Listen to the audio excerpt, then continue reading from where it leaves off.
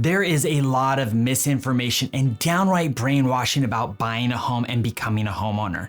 And today, we're diving deep into the world of real estate myths that many buyers and even real estate agents take as gospel. I'm sure you've heard of some common advice like, it's always a good time to buy, the best time to buy is in the fall or winter, or owning a home is better than renting. And these may sound reasonable and even convincing. But here's the twist, not all that glitters is gold, and following this advice blindly can lead you into making decisions that might not be in your best interest. Today, I'm going to debunk 3 of the biggest home buying myths and reveal the truths that many in the industry might not want you to know. I'm sure I'm going to get a ton of heat from real estate agents for telling you this stuff. Bummer. If you don't know me yet, I'm Karl Kyler, your San Diego realtor, and I've been navigating the ups and downs of the real estate market since back in 2004, helping clients make informed decisions based on facts and not just popular opinion. After watching this video, you will be properly armed with the right information to make your next home buying decision a good one. Real quick, if you haven't liked and subscribed yet to my channel, consider doing so now. I have lots of videos that help buyers and sellers just like you, and I provide regular updates to keep you informed and ahead of the market. Also, if you're thinking of buying or selling, my contact info is in the description below. Let's connect and talk about how we can help you make your next move. Now, let's dive into busting these home buying myths. Let's tackle a huge myth right off the bat. It's always a good time to buy. You've probably heard this from countless real estate agents and lenders. Sure, owning a home can be a fantastic investment, and getting into the market sooner can start paying off sooner. But the idea that it's always a good time to buy, is that accurate? I don't know, man. I'm lost. That's not just oversimplified, it's absolute garbage advice, to be honest. Now let's clear this up. The right time to buy a home isn't about what the market is doing. It isn't about interest rates, and it isn't about economic forecasts. It's about you, your personal financial situation. Can you comfortably afford a mortgage payment right now? What about the ongoing costs of home maintenance? Got a budget for that? And time, do you have it to invest in maintaining a home? Or would the financial pressures of owning a home kind of suck the joy in life out of you? The thought of owning a home in San Diego is great, but if owning a home here doesn't allow you to enjoy all that San Diego offers, is it really worth it? Nope. These are the real questions that determine whether it's really a good time to buy for you. Now, I've gone in depth on this topic in another video, weighing the pros and the cons of buying now versus waiting. I'll link that video at the end of this one, so stick around for that. Remember, any lender or real estate agent pushing you the "it's always a good time to buy" line without considering your personal circumstances is only chasing a commission, or they could be reciting a script handed down to them from their sales manager, not tailoring their advice to your actual needs. So, before you jump into the market because someone says it's always a good time to buy, Everyone's doing it. take a step back, evaluate your personal financial readiness, and don't be swayed by generalized advice that doesn't take into account your unique and personal situation. All right, myth number 1, busted. Next myth, the best time to buy is in the fall and winter. This sounds like it could make sense, right? The idea is that you'll face less competition, maybe even snag a better deal when others are distracted by the holidays or put off by cooler weather. But this isn't entirely how it pans out. First off, the concept that there's universally a best time of the year to buy just doesn't hold up.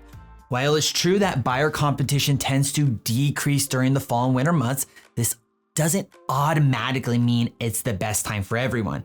If fewer people are looking to buy, you might find yourself in fewer bidding wars, which is a plus.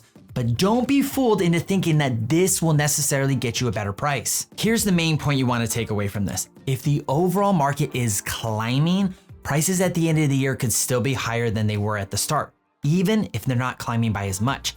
The real question isn't about the season, it's about the market dynamics at the time of your personal circumstances. Also, consider the specifics of where you're looking to buy. Here in San Diego, for example, our real estate market doesn't swing wildly with the seasons. We don't have harsh winters that might deter buyers in other regions. So the seasonal impact is less pronounced here than, say, in a state where the snow and the cold weather makes house buying kind of a pain in the tail and not many buyers want to deal with it. Bottom line, don't let the calendar dictate your home buying decisions. Instead, Focus on when you're financially ready and when the market conditions match your buying goals. That's the best time to buy. And with that, we just busted myth number 2. Now the final myth, owning your home is better than renting. This is the most textbook saying that you will hear from real estate agents and loan officers. As a matter of fact, they're definitely going to hate me for what I have to tell you here. Yes, owning a home has its benefits. You get the freedom to make any changes you want. You benefit from potential property value increases, and your monthly payments are predictable compared to sometimes steep rent hikes. It's pretty straightforward there. However, the reality is that there is more to owning a home than most people will share with you. Yes, owning a home means you're building equity, but it also comes with hefty upfront costs like a down payment and closing costs. Once you're in the home, every repair is on your dime, from that busted water heater to a leaky roof and beyond. Those are all now your responsibility. But here's a different angle. What if owning a home isn't the best financial move for you right now? Consider this. If your rent is $4,000 a month and buying the same property would cost you a $7,000 monthly mortgage plus substantial down payment, not to mention annual maintenance costs, could there be another way to invest that money to benefit you? You could imagine investing the down payment from the house and the difference from the mortgage and the rent into the stock market with an average return of 10% a year compared to California's real estate appreciation of 6.7% over the last 39 years. The numbers start to paint a different picture. Renting doesn't have to mean you're throwing money away. It could be a strategic financial decision, allowing you to leverage your capital in investments that offer higher returns and less maintenance, both physically and financially. It could also be an opportunity for you to just put some of that money into the stock market and at the same time keep your overhead low to enjoy the finer things in life. And while there are undeniable benefits to owning, like tax deductions and potential rental income if you move and decide to rent out the property, the key is understanding that renting is not inherently a bad choice. The decision to rent or buy should come down to more than the prestige of home ownership. It should be about what makes the most sense for your financial situation and your future goals. Don't rush into buying a home because of societal pressures or misconceptions. Evaluate your financial position, consider all investment opportunities, and choose the path that truly aligns with your life plans. So there you have it, myth busted. Owning isn't universally better than renting. Each has its pros and cons, and the best choice depends on your individual circumstances and the market conditions.